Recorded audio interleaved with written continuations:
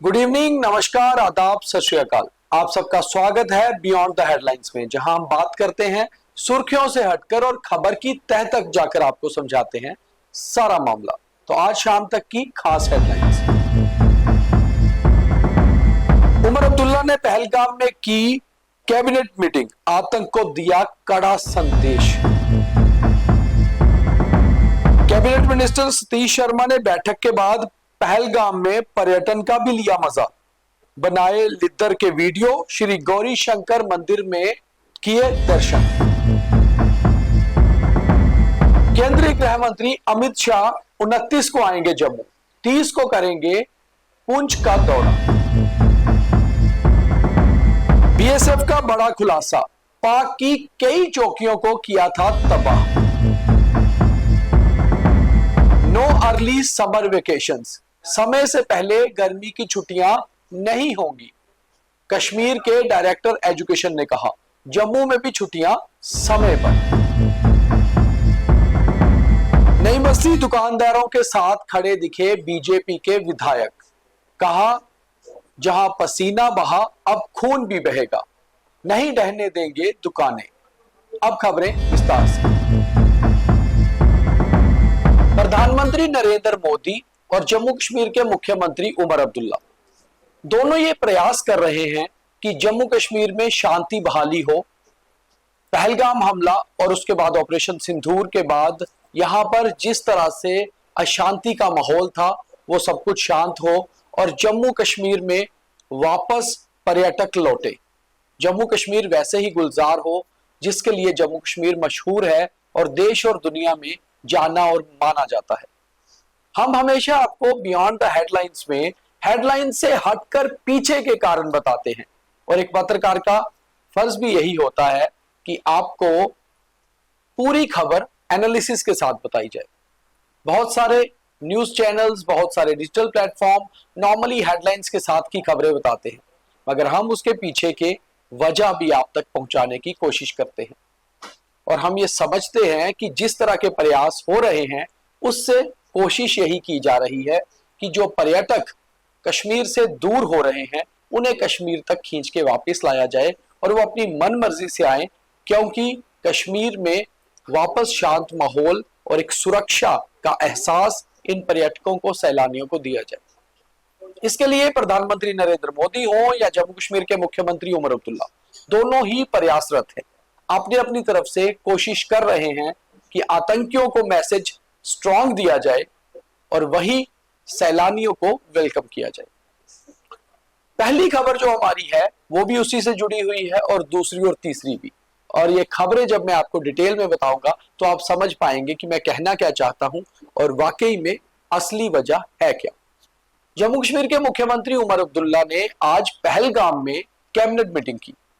उसका कारण यही था कि टेरर को, आतंक को एक स्ट्रांग मैसेज दिया जाए कि हम आतंक से नहीं डरते। पहलगाम और कश्मीर हमारा अपना है और हम अपनी जगह पर इत्मीनान से, शांति से बैठ सकते हैं।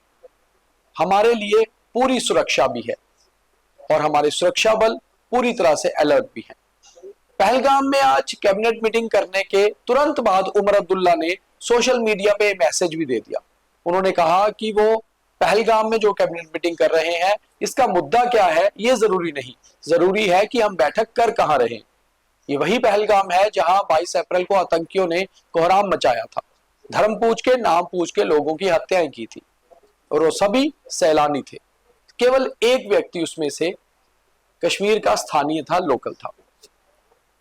ये मैसेज देश के बाहर बैठे हुए आतंकी संगठनों को भी था कि हम अपने कश्मीर के लिए खड़े हैं और हमारे सुरक्षा बल और नेता भी हमारे साथ, ताकि सैलानी पर्यटक घूमने आए और इत्मीनान से कश्मीर घूमे, कश्मीर पहले की तरह गुलजार हो। कैबिनेट मीटिंग ही नहीं, कैबिनेट मीटिंग के बाद उमर अब्दुल्ला ने पहलगाम के स्थानीय लोगों से भी एक बैठक की, जिसमें होटलियर्स थे, घुड़सवार थे, टैक्सी वाले थे, कैब वाले थे, रेस्टोरेंट वाले थे। उन सबसे ये बैठक करके उनको इत्मीनान से ये समझाया कि हम प्रयास कर रहे हैं कि टूरिस्ट वापस पहलगाम का रुख करें, ताकि इन लोगों की रोजी रोटी भी चलती रहे और कश्मीर में टूरिज्म वापस बहाल हो, शांति भी बहाल हो और सुरक्षा भी। वहीं कैबिनेट मीटिंग के बाद कैबिनेट मिनिस्टर सतीश शर्मा ने भी कुछ ऐसा ही मैसेज देने की कोशिश की। ये कोशिश उन्होंने इस तरह से की कि लिद्दर के लाइव वीडियोस बनाए ताकि लोग ये समझ पाए कि कितना खूबसूरत पहलगाम है, और वो खूबसूरती पहलगाम की उस खून से नहीं रंग गई जिससे कि सैलानियों का खून जो बहाया गया था, हम उन्हें याद तो कर रहे हैं, हमने उनका बदला भी लिया है, मगर वापस बाहर कश्मीर लौटे। वहीं कैबिनेट मिनिस्टर सतीश शर्मा उसके बाद श्री गौरी शंकर मंदिर भी पहुंचे, जहां उन्होंने माथा टेका और उसका भी वीडियो बनाया ताकि लोग ये समझ पाए कि पहलगाम केवल सुनसान हुआ है, अभी सैलानियों से दूर नहीं हुआ। खूबसूरती आज भी उतनी है और फिजाओं में खुशबू भी। बस एक धब्बा, एक दाग लगा था जिसे धोने की कोशिश की जा रही है। हमारी आज की तीसरी खबर भी इसी से जुड़ती हुई है। केंद्रीय गृह मंत्री अमित शाह 29 मई को जम्मू पहुंचेंगे। वो शाम को जम्मू पहुंचेंगे, रात को जम्मू में ही रुकेंगे और 30 मई सुबह पुंछ का दौरा करेंगे। उनका पुंछ का दौरा करने का मकसद भी यही है कि पुंछ जाकर लोगों से मिला जाए जिनका नुकसान हुआ है, क्योंकि आने वाले समय में जहां श्री अमरनाथ यात्रा जो वार्षिक यात्रा होती है वो 3 जुलाई को शुरू होगी, मगर अगस्त में एक और जम्मू की बहुत मशहूर यात्रा बुढ़ा अमरनाथ यात्रा जो पुंछ में होती है मंडी में, वो भी होने वाली है, ताकि अमरनाथ यात्रा में और बुढ़ा अमरनाथ यात्रा में देश से बड़ी संख्या में श्रद्धालु आए। इसलिए जम्मू कश्मीर सरकार और केंद्र सरकार ये कोशिश कर रही है कि लोगों के साथ मिला जुला जाए, ये समझाया जाए कि जो होना था वो हुआ और भारत ने ऑपरेशन सिंदूर करके बदला भी लिया, मगर अब हालात बदलने की जरूरत है और उसके लिए हमारे सुरक्षा बल पूरे अलर्ट पर है। अब जरूरत है जनता को भी अपने आप को बदलने की और साथ ही साथ सैलानियों का रुख भी जम्मू कश्मीर की तरफ किया जाए।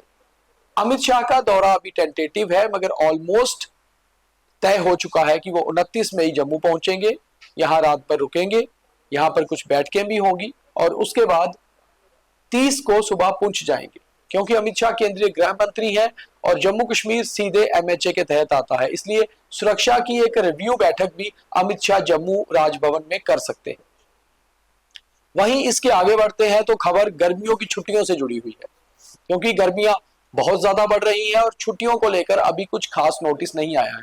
वहीं डायरेक्टर एजुकेशन कश्मीर ने साफ कर दिया है कि समय से पहले छुट्टियां नहीं होंगी।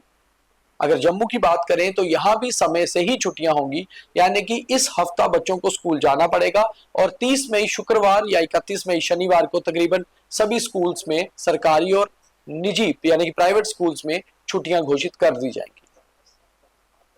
आखिरी खबर जम्मू की नई बस्ती से जुड़ी हुई है, जिसका मुद्दा इन दिनों गरमाया हुआ है। वहां के दुकानदार लगातार फ्लाईओवर में उनकी दुकानें आने को से लेकर काफी खफा हैं, गुस्से में हैं, परेशान भी हैं। आज बीजेपी के कई विधायक वहां पहुंचे थे और उन दुकानदारों के साथ खड़े नजर आए। उन्होंने कहा कि दुकानें नहीं ढहाने देंगे, चाहे पसीने की जगह खून बहाना पड़ जाए। मगर बात यह है कि क्या ये बीजेपी के नेता जम्मू कश्मीर सरकार और एलजी एडमिनिस्ट्रेशन से इस बाबत बात कर रहे हैं, और अगर कर रहे हैं तो बीच का रास्ता क्या निकल रहा है? क्या दुकानें यहीं रहेंगी और फ्लाईओवर का रुख मोड़ा जाएगा, या फिर दुकानें हटेंगी और मुआवजा मिलेगा? क्योंकि बात तो इन दो चीजों के बीच ही आकर रुकेगी। डेवलपमेंट भी चलता रहेगा और इन दुकानदारों का नुकसान भी नहीं होना चाहिए, जो कई सालों से अपनी रोजी रोटी इन्हीं दुकानों के बल पर कमा रहे हैं। तो ये था आज का बीटीएच। अब देखिए थॉट ऑफ द डे। समय बहुत बलवान है और सही समय पर ही समय फैसला करता है कि आपको क्या मिलेगा क्या नहीं। इसलिए समय का इंतजार करना चाहिए और अपने कर्म करते रहने चाहिए। कई बार समय से मिली हुई चीज जल्दबाजी में हम खो देते हैं, और अगर समय निकल जाता है फिर उसी चीज का कोई फायदा भी नहीं रहता। इसलिए सही समय पर सही चीज मिले, इसके लिए सब कुछ समय पर छोड़ देना चाहिए, मगर अपने कर्म निरंतर करते रहना चाहिए। तो आगे बढ़ते रहिए, अपने कर्म करते रहिए। यही था आज का थॉट ऑफ द डे, और आज के बीटीएच में भी इतना ही। कल दोबारा मुलाकात करेंगे, तब तक के लिए द न्यूज रूम 24 आवर्स के सभी कार्यक्रम देखते रहिए, लाइक फॉलो करते रहिए, क्योंकि हमारी एनर्जी इसी में है कि आप हमें पसंद करें, हमें कार्यक्रम जो है आपके लिए बनाते हैं और आप उन्हें सराहें। बहुत धन्यवाद। जय हिंद।